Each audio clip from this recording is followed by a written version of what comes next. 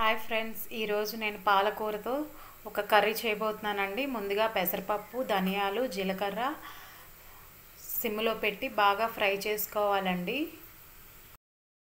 చూడండి ఫ్రెండ్స్, మన పాలకూర కోసం మన పప్పు అనేది అన్నీ ఫ్రై అయిపోయాయండి. జీలకర్ర, ధనియాలు, పెసరపప్పు మూడింటిని ఫ్రై చేసుకున్నాం కదండి.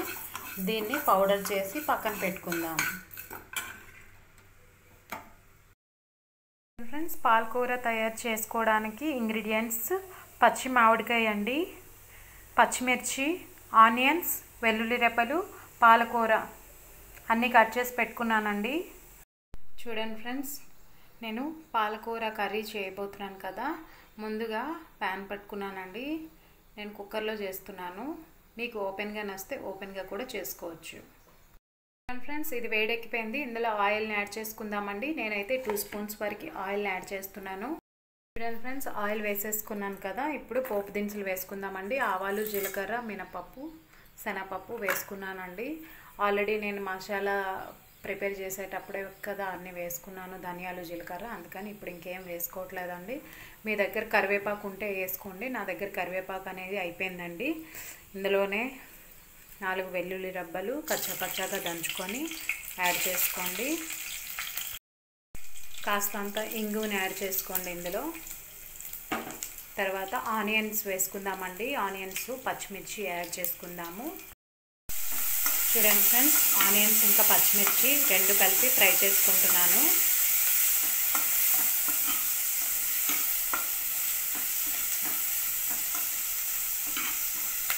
పాలకూరని ఎంత సన్నగా నచ్చితే అంత సన్నగా తరుక్కుంటేనే చాలా బాగుంటుందండి.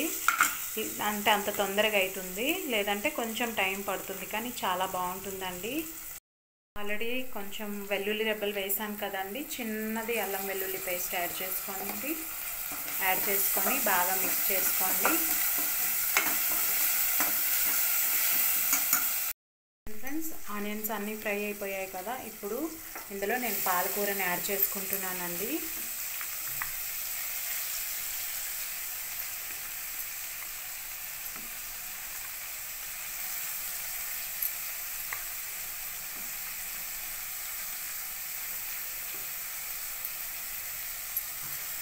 వేసి బాగా మిక్స్ చేసుకుందాము. యాక్చువల్గా పాలకూరలో ఎప్పుడు కూడా టమాటో అనేది యాడ్ చేయకూడదండి. అందుకనే నేను మ్యాంగో వేసి చేస్తున్నాను. కొంచెం మన ఈ కర్రీ అనేది కొంచెం డిఫరెంట్గా ఉంటుందండి. చాలామంది పాలకూర కర్రీస్ చేస్తూ ఉంటారు, కానీ ఈ విధంగా ఒకసారి ట్రై చేసి చూడండి, చాలా బాగుంటుంది. చూడండి ఫ్రెండ్స్, మన పాలకూర కూడా ఫ్రై అయిపోయింది కదండి. ఇప్పుడు మనం ముందుగా కట్ చేసి పెట్టుకున్న మ్యాంగో ముక్కల్ని యాడ్ చేసేసుకుందాం. అన్నీ కలిపి బాగా ఫ్రై చేసుకుందామండి. ఇప్పుడు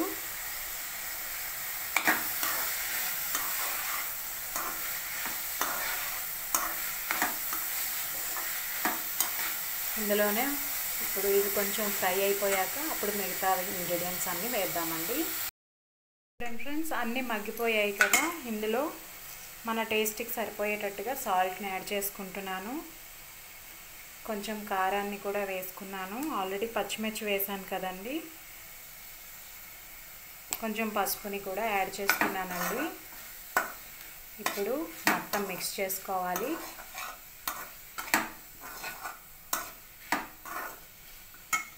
చూడండి ఫ్రెండ్స్, అన్నీ వేసి మిక్స్ చేసుకున్నాం కదా. మనం ముందుగా పౌడర్ చేసి పెట్టుకున్నాం కదండి పెసరపప్పు, ఆ పౌడర్ని ఇందులో యాడ్ చేసేసుకుందాము. యాడ్ చేసి బాగా మిక్స్ చేసుకుందామండి.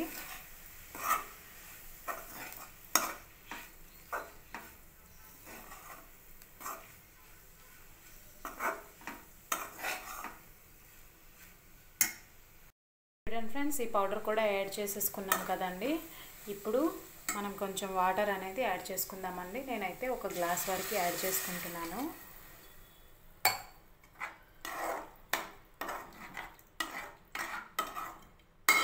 కుక్కర్కి ఇప్పుడు క్యాప్ పెట్టేసుకొని 2 విజిల్స్ రానియాలండి. అప్పుడు మన కర్రీ అనేది తయారైపోతుంది. పాలకూర మామిడికాయ కర్రీ అనేది ఎంతో టేస్టీగా తయారవుతుంది. చూద్దాము కాసేపు ఆగి. ఫ్రెండ్స్, మన కర్రీ అనేది తయారైపోయిందండి. ఇందులో నేను కొంచెం కొత్తిమీరని యాడ్ చేసుకున్నాను.